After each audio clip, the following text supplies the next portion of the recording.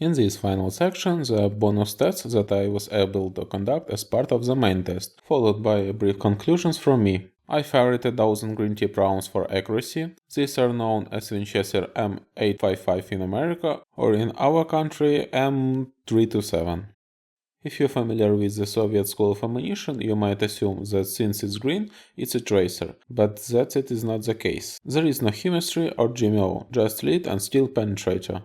Note that they use steel, not tungsten carbide like in armor-piercing M995 with a black tip. Therefore, they don't even penetrate level 4 armor from me.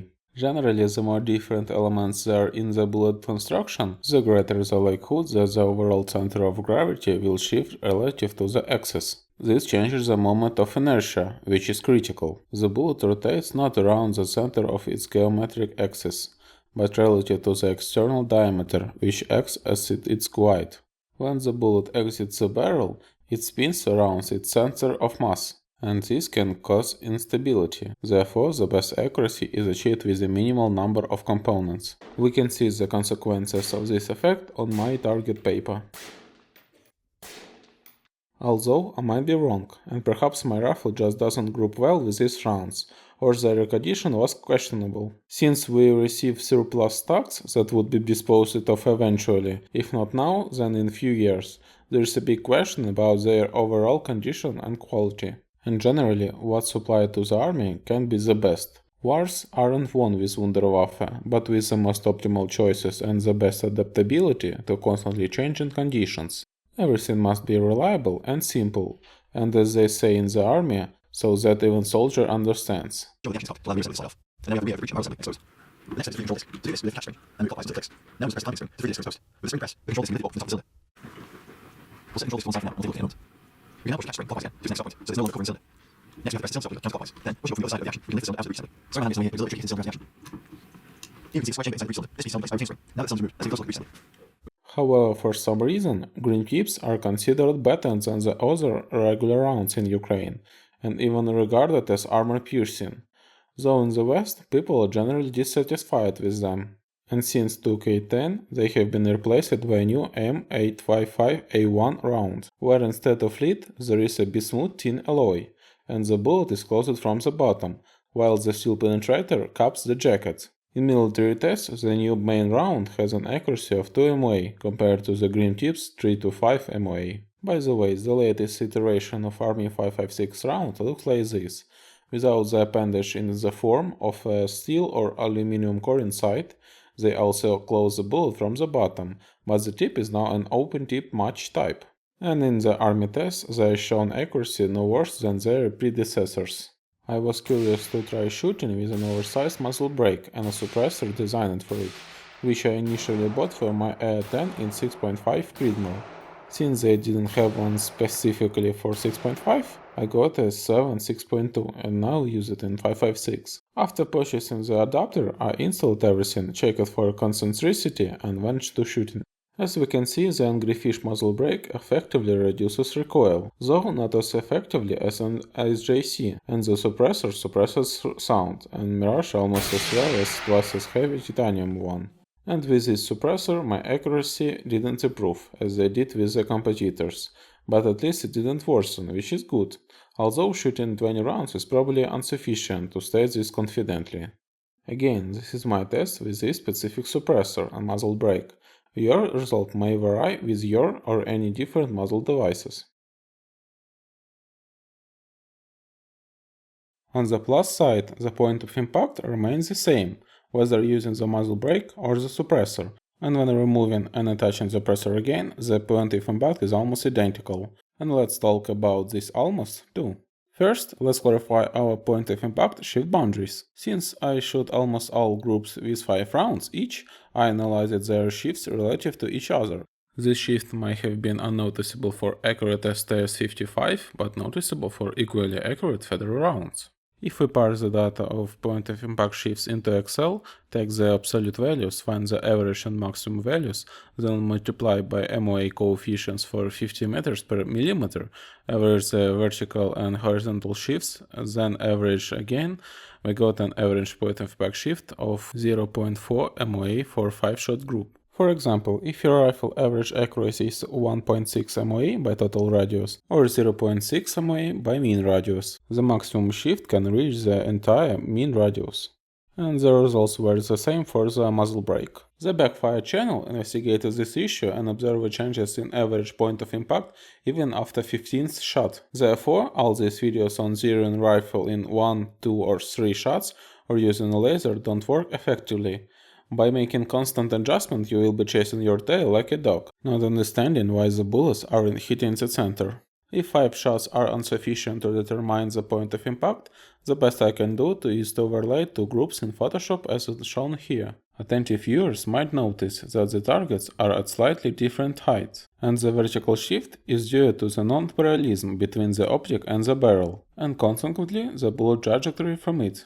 I'm aware of such dependence and decided to test it. It turns out that if you aim 22 cm higher, the bullet hits 1 cm higher, at a distance of 50 meters. Let's try measuring this geometrically. I draw a range, stand and a target in Fusion. We can project 2 beams from the optic and the barrel at 50 meters onto a target at a height 163 centimeters. We see that the sight is elevated by 0.672 degrees relative to the horizon when aiming at the center of the target, and 0.924 degrees when aiming at the top of the target, which is 22 cm above our aim point. So, if we aim 22 cm higher at 50 meters, the optic and the rifle are elevated by a difference of 0.252 degrees. We then project a second beam from the barrel, which should be elevated by this difference. Indeed, the beam is slightly higher, but how much? Only by 0.25 millimeters. That's 4 times less than 1 mm, while our observed difference is 21 mm, so we can neglect this imperfection. Even in the worst case scenario, if we zeroed our rifle aiming to the top of the target and then started shooting at lower guns, the difference would be 0.4 mm. It is clear that the bullets don't travel by straight line trajectories, but pure geometry shows such a minimal difference. I also recalled the myth of the cold or clean bore shot and decided to test it. However, I could only check with accurate rounds, only with suppressor, and as we can see the deviation is minimal, and the offset is inverted both horizontally and vertically. There might be a difference in the first shot with the suppressor because initially there is a large amount of unburned oxygen inside. During my test I noticed a small muzzle flash only on the first shot. In other 200 shots the camera didn't capture this again. The same story applies to the oversized suppressor. I also checked the point of impact shift when attaching and detaching the suppressor. The difference was 5 mm, which is false within the acceptable point of impact shift limits for a 5-shot group discussed in the section 4.3. To avoid making this subsection too short, I can recount the story about the iconic MP5, which had a 3-position plunger bayonet mounting system for a surefire suppressor. Surprisingly, it had different point of impact for each position. I also was curious to see how point of impact could change with different positions of the muzzle brake washer, and it does change, and quite significantly. If you flip the muzzle brake crush washer, the point of impact shift can be 5 MOA vertically and 6 MOA horizontally. Flip it again, and the point of impact is almost the same. Loosen and retightening it without removing the muzzle brake.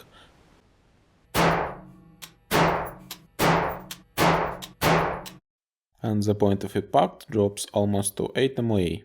Tighten it more and the point of impact doesn't change. The next topic is point of impact shift with different muzzle devices configuration. For example, with heavy suppressor, my shots impact 2 MOA lower and 2 MOA left. With a light Angry Fish suppressor, they got 2 MOA lower and half MOA to the right. In configuration with muzzle brake, specifically with my crush washer, the short impact is 4 MOA higher compared to the bare barrel. But don't worry, that uneven crush washer has already been removed. During the test, I kept shooting with it, because once I started, I had to continue for the sake of fairness. Even though the bullets was like gazing the muzzle brake and causing sparks. Sparks are characteristically of titanium muzzle brakes. Interestingly, the even misaligned brake did not significantly affect group sizing in my test. Actually, in this section, I'm not just talking about change of point of impact when attaching, say, the suppressor. I'm specifically referring to the shift of point of impact for different types of ammunition. Let's analyze this. For example, we take the group of STS-55 with the suppressor and match them in Photoshop to get more precise point of impact. Then we do the same for the STS-62 groups. The average difference between these groups shows that with the suppressor, STS-62 rounds hit 4mm to the right and 1mm lower. Next, we repeat the process but with the muzzle brake. Here the STS-62 rounds hit 1mm to the right and 18mm lower, while with the suppressor they hit only 4mm to the right and 2mm lower. So the difference between this shift is 0.3 MOA horizontally and 1.1 MOA vertically. Thus, if you know that with the suppressor your point of impact usually drops by 1 MOA using the heavier rounds, with muzzle brake might result in a drop of say 2 MOA. This is the difference within one brand, but with a different bullet weights. Now let's compare different brands, but with the same bullet weight. We take GG55 and STS-55 grain, both shot with a suppressor. These are real groups of 10 shots on the same target, not matched in Photoshop. Here the STS group hits 11mm to the right and 2mm lower, instead of 2mm to the right and 5mm lower with the suppressor. The difference between this shift is 0.6 MOA horizontally and 0.2 MOA vertically. Is this a lot or a little to consider this point confirmed or disproven? You decide. Unfortunately, I can say for sure because I don't find GG55 accurate for my rifle. And with the accurate ones on a single target on the same configuration, unfortunately I wasn't lucky enough to shoot more than one group of 5. This led me to investigate whether the point of impact changes with different settings on the same device, using muzzle brake as an example. Let's take the most accurate rounds, GG69 and 77 Sierra. With the GG69 Sierra and the muzzle brake, the point of impact shifts by only 1mm. Then with a different configuration muzzle brake, the GG Sierra 77 hits 6mm to the right and 9mm higher than the GG Sierra 69, with the muzzle brake in another position. So the difference between this shift is 0.4 MOA horizontally and 0.6 MOA vertically. However, these are 5-shot groups, which as we know cannot give 100% accurate point of impact. So let's look at the well-known 10-shot group of GG55 grain. As we can see here, the STS-62 hits 11mm to the right and 15mm lower. Then we take groups with a different brake setup, again merging them in Photoshop, and examine the difference. Here the difference between this shift is 0.06 MOA horizontally and 0.6 MOA vertically. The difference isn't as significant, but it still exists. Even if we don't apply any muzzle devices and say place a magnetic chronograph after the muzzle brake, the bullet will drift either left or right in the opposite direction from the chronograph. In aviation, this effect is called ground effect or the air cushion effect.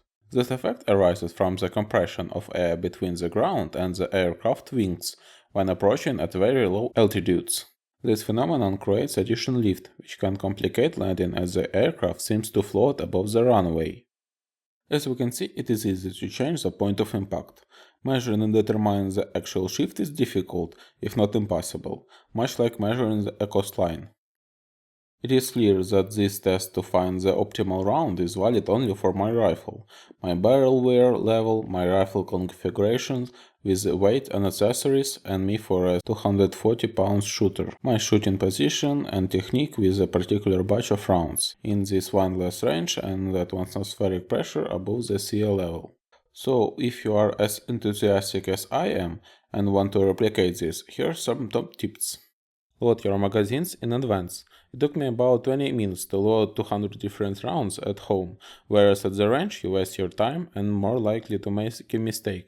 Load them in the stack mode. Print out a plan in advance detailing exactly what you will shoot, how much and under what settings. Also film with a GoPro or another camera to ensure you don't make any mistakes. And finally, zero your scope properly. There is a downside of shooting from backs, which is if your scope isn't zeroed, the horizontal tilt, which would be better compensated by bipods, can cause bullets to drift horizontally and produce a wide spread, where they otherwise wouldn't. However, most squares in my test have predominantly vertical apertures, so this is not critical for my test. Do you need to do what I did and shoot 750 rounds across 20 different types of ammunition? No, you will be fine with about maybe 5 types what you'll find interesting and a total about maybe 200 rounds. And that is 1000 times less than the average US soldier spent to kill an average Vietcong fighter. And of course, having a stable rifle is essential. By stability, I mean taking into account and checking all accuracy factors described in the first two sections, and that is why I included them into ammo review, because all these factors affect the results. To make a proper comparison, all these points needs to be considered. It is clear that the accuracy required at long distances isn't a super important factor for AR-15, but to understand accuracy in general and the selection and quality of rounds, I decided to start with the expensive 223. This test cost me about $750, which is about the third of my rifle's price. So instead of buying a new scope, try to repeat what I did, and you will know what you and your rifle is capable of. By the way, I didn't cut the video on YouTube specifically so you could see the source with a timestamp, so before commenting, please watch the original source. I watched all these reviews on various rifles, and with my technical mindset, I couldn't understand why everyone says that this or that rifle is accurate, what is it based on, where is the blind analytic tests, and if there is some unfortunate 3-shot group, where is the comparison with others. And this was echoed in almost every review. Accuracy, accurate, accuracy, and the accuracy, accuracy, accuracy, accurate, accuracy, incredibly accurate. The accuracy, precision, and accuracy. Accuracy, accuracy, Accurate, accuracy, accurate, accuracy, accuracy, accurate, accuracy, accuracy, accurate, accurate, accuracy, accurate, accurate, accuracy, accuracy. We can draw 3 cases. First, the owner will praise their rifle and call it great and accurate because logically they wouldn't buy something bad. Second, a blogger will say the same, likely because they were paid or given the rifle with the free ammo. By the way, there is a good chance they were given the most accurate one from the batch. The third type of review is when the rifle is so bad that the owner couldn't resist, believe me, it's very hard, and made a video like my rifle isn't accurate enough and here is the proof. I felt deceived because they were telling me information that didn't match reality. Now, going back to the gas block story I mentioned at the very beginning. The gas block didn't allow my rifle with the free floating barrel to be considered accurate for about 6 months, and I didn't even notice this factor. I keep shooting and hitting guns just like before. In the US Army, at the start of ACR trials, it was measured that a soldier in calm state could hit a target at 300 meters with a 60% probability, but under threats, it's dropped to 10%. So in general, for the average shooter, there is not much difference in which ammo you shoot, as long as it's quality. You are unlikely to notice a difference because it is improbable you to shoot perfectly, especially in combat. Maybe all these reviews aren't lying. Maybe all rifles are accurate to some extent. In short, accurate enough that without measuring equipment and numerous tests, the average person shooter wouldn't even notice. And even if they did, there is no gratitude that scientifically valid information will change anything. In general, firearms now, and especially in the future, will fade into the background as a primary weapon, becoming as archaic as swords, bows and crossbows. The tasks that a professional sniper used to perform are now much more efficiently done by an averagely trained drone operator. We will end on this positive note. I really put in a lot of effort, so give a thumbs up if you like the jokes, especially the ones where I said put a lot of effort, and also leave your comments and subscribe. But before leaving a comment, please double check your statements, unless you are prepared to be destroyed. Она пропечаталась лучше на одну букву. Здесь, видите, ламо М, а у Лёши лано Н, потому что в его библиотечном экземпляре плохо пропечаталась буква Н.